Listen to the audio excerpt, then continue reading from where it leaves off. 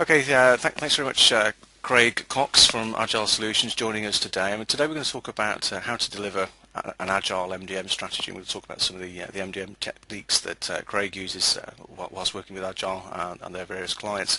So before we dive into the questions, Craig, I've obviously got to be mindful that a large number of our members come from the management fraternity perhaps, and they may have heard of MDM being bandied around the organisation, but they want to find out more.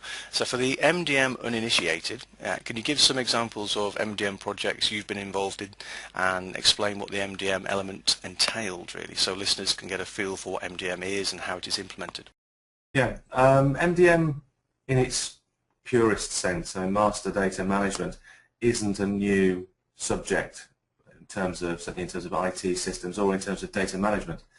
It's always been there as a fundamental element if you go back and look at mainframe systems or any system, in fact, where the whole application was run on, or the whole enterprise was run on a single platform. Essentially, the master data would have been managed by that single system.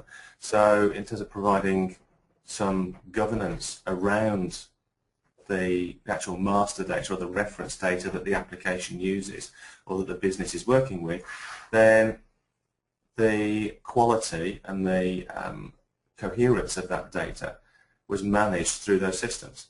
A number of years ago, there's a drive within business and within IT to try and distribute application systems in order to take advantages of new platforms and very bespoke if you like, applications that can provide higher return on investment and also be more focused on a business's problems. Excuse me, that was a message coming through. So that particular change in the industry essentially has meant that master and reference data is either stored in multiple places or different parts of that master data set have been stored in different places. So looking at master data management in its current context, what we're trying to do is we're trying to provide a mechanism through which we can manage and govern that master data, albeit now that it's been distributed.